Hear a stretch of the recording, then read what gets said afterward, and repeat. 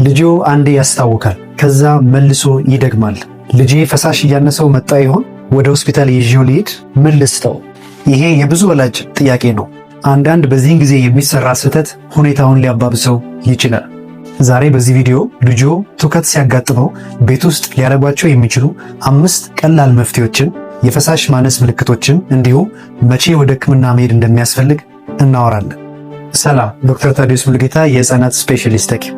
ትውኪያ በብዛት በልጆች ላይ የሚያጋጥም ነገር ነው። ነገር ግን በአግባቡ ከተያዘ ይስተካከላል። ወደ መፍትሄዎቹ እንሂድ።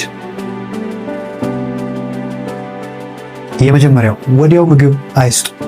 አብዛኛው ወላጅ የሚሳሳተው ስህተት ወዲያው ምግብ ይሰጣል።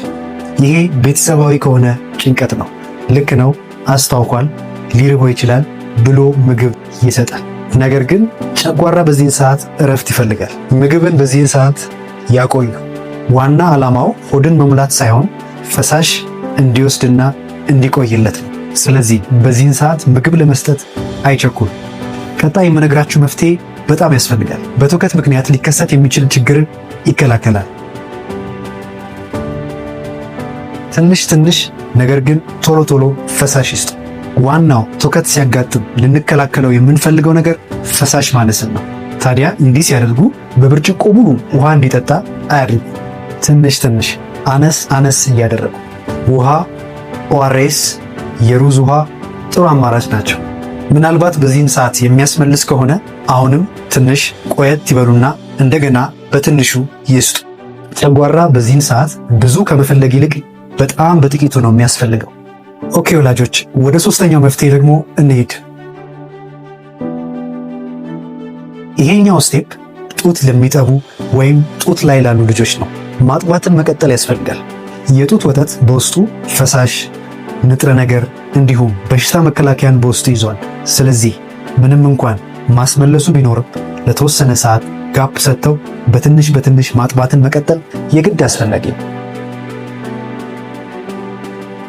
ይሄኛው ስህተት ብዙ ጊዜ በሥራ አጋጣሚ የምናስተውለው ችግር ነው። ብዙ ወላጅ ልጄ አስታውኳል፣ ትውከት ጀምሮታል በሚል ከፋርማሲ የትውከት ማስቆሚያ መድኃኒት ገዝቶ ይሰጣል። ነገር ግን ሐኪም ሳያማክሩ እንዲሁ ድንገት ተነስተው የትውከት ማስቆሚያ መድኃኒት አይስጡ። ከዚህ በተጨማሪ በዚህን ሰዓት መስጠት የሌለብዎ ነገር የለስላሳ መጠጦችን ነው፣ እንደ ፋንታ፣ ሚሪንዳ የመሳሰሉትን። እነዚህ ትውከት ላይ አይመከሩም።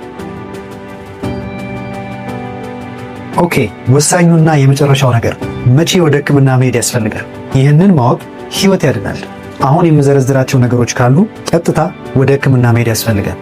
ትልቁና የመጀመሪያው የፈሳሽ ማነስ ምልክቶች፣ የሽንት መጠን መቀነስ፣ ዳይፐር ላይ ሽንት ማነስ፣ ደረቅ ከንፈር፣ አይን መጎድጎድ፣ ከፍተኛ ድካም። እነዚህ የፈሳሽ ማነስ ምልክቶች ናቸው።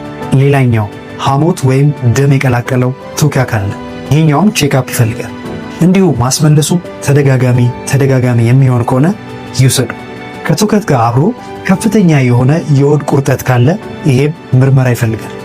ሌላኛው ከፍተኛ ትኩሳት፣ ትንሽዬ ሕፃን ልጅ ሆኖ በተለይ የመጀመሪያዎቹ ወራት አካባቢ ተስፈንጣሪ መወርወር ካለው፣ ፕሮጀክታይል ቮሚቲንግ የምንለው ካለው ይሄም ቼክአፕ ይፈልጋል።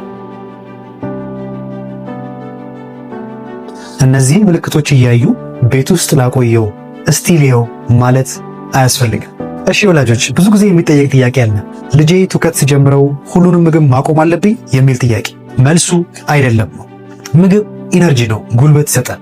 ነገር ግን ትውከቱ ረገብ ሲል ልጁ ደህና መሆን ሲጀምር ትንሽ መስጠት ይቻላል። ኦኬ፣ እነዚህን 5 መፍትሄዎች ላስታውሳችሁ።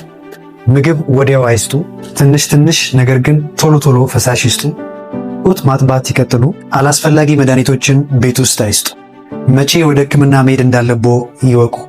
ይህ ቪዲዮ ከረዳው ላይክ፣ ሼር፣ ሰብስክራይብ ማድረግ እንዳይረሱ። ለሌሎችም ወላጆች ስለሚጠቅም ያጋሩ። ስለተከታተላችሁኝ አመሰግናለሁ።